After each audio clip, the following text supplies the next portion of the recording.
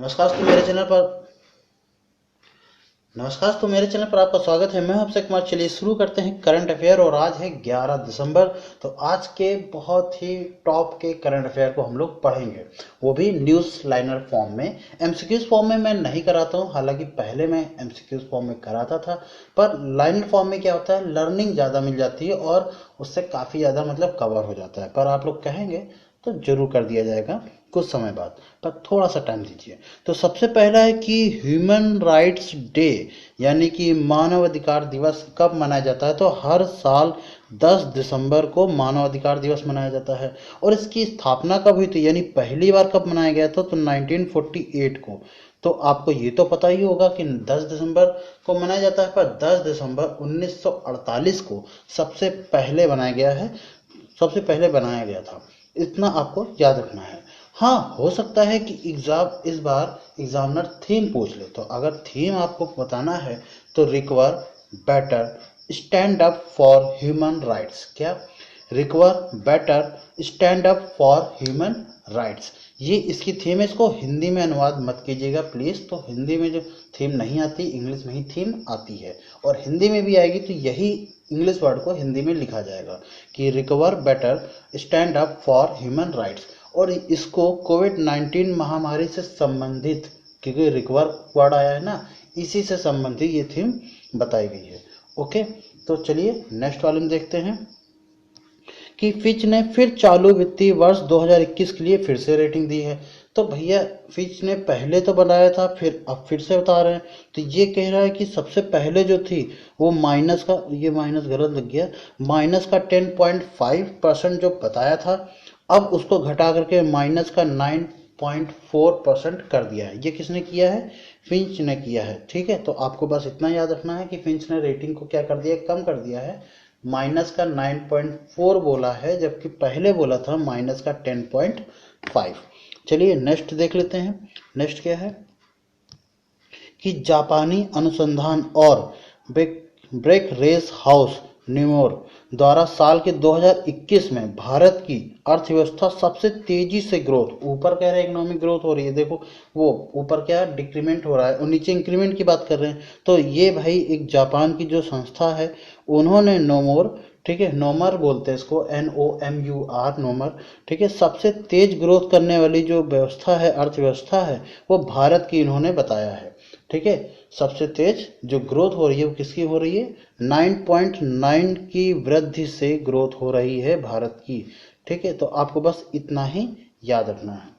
Next देख लेते हैं कि सिंगापुर में क्या आयोजित हो रहा है। सिंगापुर में आयोजित हो रहा है विश्व आर्थिक मंच यानी वर्ल्ड इकोनॉमिक फोरम। तो इस बार वर्ल्ड इकोनॉमिक फोरम का आयोजन जो है वो 2021 में जो होगा वो कहाँ होगा? सिंगापुर में इसकी बैठक करी जाएगी। ठीक है, अब आपको WEF जो है वर्ल्ड इकोनॉमिक फोरम, WEF, इसके बारे में थोड़ी सी जानकारी आपको होनी चाहिए, स्टैटिक फैक्ट आपको पता होना चाहिए। पहला स्टैटिक फैक्ट तो यही बनता है कि इसका हेडक्वार्टर यानी मुख्यालय कहाँ पर है। तो कोलोन, कहाँ पर है? कोलोन। और ये कोलोन कहाँ पर है? स्विट्जरलैंड के। तो स्विट्जरलैंड के कोलोन में है। तो एग्जामिनर पहले तो देश देता था, पर अब थोड़ा सा ट्रिकी क्वेश्चन आ जाता है कि वो राज्य दे देता है। जैसे अपने यहाँ देश, देश के अंदर क्षेत्र, राज्य, ठीक है, राज्य के अंदर क्षेत्र, ऐसे। तो वो अब देश ना दे करके राज्य या क्षेत्र दे देता है। तो यहाँ पर स्टेट दे दिया है, कोलोन में है। तो स्विट्जरलैंड के कहाँ पर है? कोलोन में है। अच्छा, इसके संस्थापक कौन है? इसके संस्थापक हैं क्लाउस श्वैब। कौन है? क्लाउस श्वैब। और इसकी स्थापना कब की गई थी? तो जनवरी में। कब की गई थी? जनवरी में की गई थी। अभी वर्ल्ड इकोनॉमिक फोरम डे भी आएगा, मैं उसको जनवरी में बताऊंगा आपको। 1971 में की गई थी। कब की गई थी? 1971, 1971 में जनवरी में इसकी स्थापना की गई थी। और इसका हेडक्वार्टर कहाँ पर है? कोलोन में है। कहाँ? कोलोन कहाँ है? स्विट्जरलैंड में। क्लियर? इतनी चीज क्लियर हो गई होगी। फिर अगला जो करंट अफेयर है वो काफ़ी बड़ा है, और उसको प्लीज़ अगर थोड़ा सा मैं डिस्टर्ब हो जाऊं बोलने में तो माफ़ कीजिएगा।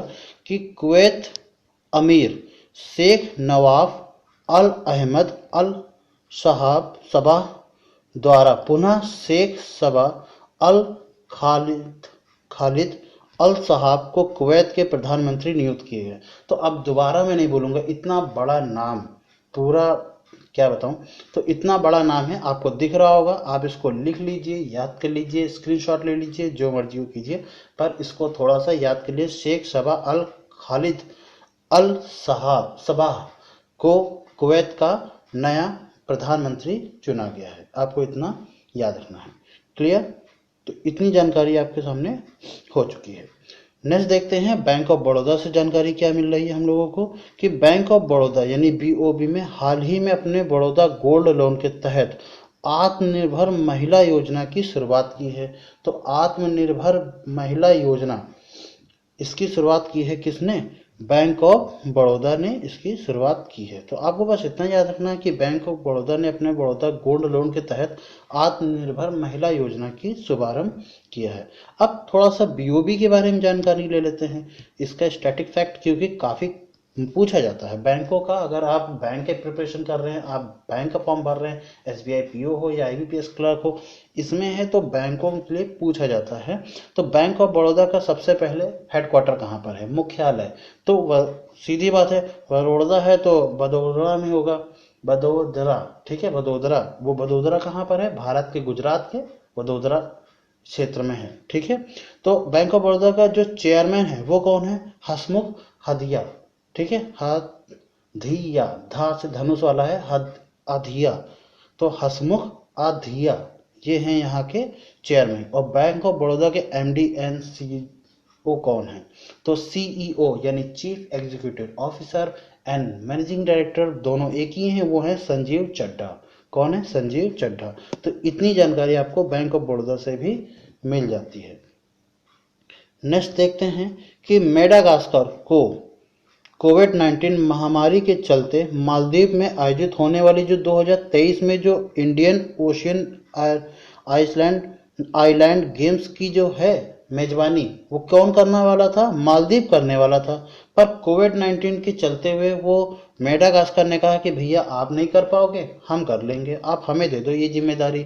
तो ये समझ लीजिए कि मालदीव को पहले जिम्मेदारी दी गई थी जो 2023 में जो इंडियन ओशियन आइलैंड गेम्स होने थे 2023 के। अब वो कौन करेगा उसकी मेजबानी? मेडागास्कर करेगा। अब उसकी मेजबानी कौन करेगा? मेडागास्कर करेगा। तो मेडागास्कर से थोड़ी सी स्टैटिक फैक्ट मैं आपको बता देता हूँ कि मेडागास्कर की राजधानी क्या है? एंटाना नारिवो। क्या है? एंटाना नारिवो, ये है मेडागास्कर की राजधानी। इसके राष्ट्रपति कौन है और यहाँ पर मुद्रा कौन सी चलती है? एरिरी चलती है क्या? आप जरा कमेंट बॉक्स में बताइएगा जरूर अगर आपको पता है तो। नेक्स्ट देख लेते हैं कि इंग्लैंड की जेना वोल्ड्रिच, यहाँ पर ज़्यादा सही नाम आ जाएगा, इंग्लिश में आप पढ़ेंगे क्योंकि हिंदी में प्रोनाउंसिएशन थोड़ा सा करेक्टली नहीं हो पाता है। तो जेना वोल्ड्रिच, ठीक है, जेना वोल्ड्रिच को वर्ल्ड स्क्वैश फेडरेशन के अध्यक्ष चुना गया है। तो अब ये किसको चुना गया है? ये रही इनकी इमेज, आप देख सकते हैं, ये हैं जेना वोल्ड्रिच और ये वर्ल्ड स्क्वैश फेडरेशन के अध्यक्ष चुन ली गई हैं, ठीक है। अब ये लड़के हैं या लड़की हैं, गए हैं ये गई हैं, हो सकता है, ठीक है। फिलहाल जिस हिसाब से जेना दिख रहा है तो जेना एक लड़की का ही नाम है, तो जेना वोल्ड्रिच एक लड़की ही है। क्लियर? अगला देख लेते हैं। वित्त मंत्री निर्मला सीतारमण ने फोर्ब्स द्वारा जारी किए जाने वाली विश्व की 100 सबसे शक्तिशाली महिलाओं की सूची में 41वां स्थान मिला है। तो ये काफ़ी बड़ी बात है और काफ़ी गौरवपूर्ण बात है भारत के लिए भी कि हमारी जो वित्त मंत्री हैं निर्मला सीतारमण, उनको 41वें नंबर पर रखा गया है। 100 लोगों की सूची बनाई है फोर्ब्स ने और उसको निर्मला सीतारमण जी को इन्होंने 41वें नंबर पर रखा है, ठीक है। इतना ही आपको इसमें से याद रखना है। अच्छा, पहले नंबर पर कौन है? ठीक है, तो एल्जेना माइकेल, ये कहाँ की हैं? जर्मनी की चांसलर हैं, ठीक है, एल्जेना माइकेल। और क्रिस्टिन लोनाल्ड, ये क्या हैं? अध्यक्ष हैं यूरोपीय सेंट्रल बैंक के, ये है दूसरे नंबर पर। और कमला हैरिस ये उपराष्ट्रपति निर्वाचित संयुक्त राष्ट्र अमेरिका की हैं। इनको पहला, दूसरा, तीसरा नंबर दिया गया है। अब 41वें नंबर पर आप याद रख लीजिए कि कौन है? भारत की वित्त मंत्री हैं निर्मला सीतारमण। नेक्स्ट देख लेते हैं और आज की आखिरी भी हैं। इंटरनेशनल गोल्ड फेडरेशन यानी आईजीएफ ने एनिका सोरेनस्ट्रम, इसका नाम इंग्लिश में आप पढ़ेंगे तो ज़्यादा सही रहेगा, हिंदी में प्रोनाउंसिएशन कहीं ना कहीं गड़बड़ हो जाती है। तो एनिका सोरेनस्ट्रम को नया अध्यक्ष चुना गया है। तो एनिका सोरेनस्ट्रम को क्या चुना गया है? इंटरनेशनल गोल्ड फेडरेशन का अध्यक्ष चुना गया है। तो ये रही इनकी तस्वीर, आप इनको देख लीजिए। ये हैं एनिका सोरेनस्ट्रम, ठीक है, सेरेस्ट्रम बोल दीजिए, ज़्यादा सही है।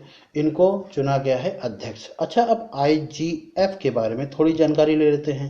What is IGF? तो आईजीएफ के जो फाउंडेशन हुई थी वो कब हुई थी?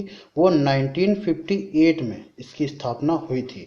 और इसका मुख्यालय यानी हेडक्वार्टर कहाँ बनाया गया है? तो स्विट्जरलैंड के लाजेन में बनाया गया। कहाँ? स्विट्जरलैंड के लाजेन में बनाया गया है। और एक और छोटी सी बात है कि गोल्फ 112 साल बाद 2016 में फिर से ओलंपिक का खेल बन गया। तो पहले गोल्फ जो था, ठीक है, पहले तो था, फिर इसको हटा दिया गया, फिर 112 साल बाद फिर से इसको ओलंपिक में लाया गया था। तो ये एक काम की बात है। थोड़ा सा स्टैटिक फैक्ट याद रखिए, एसएससी वाले और रेलवे वाले तो जरूर याद रखें, ठीक है, बैंक वालों के लिए भी जरूरी है। तो ये रही आज की पूरी खबरें। कैसा लगा आपको वीडियो, जरूर बताइएगा। और वीडियो अच्छा लगा हो तो लाइक कीजिएगा, सब्सक्राइब कीजिएगा चैनल को, और मिलते हैं कल। तब तक के लिए जय हिंद।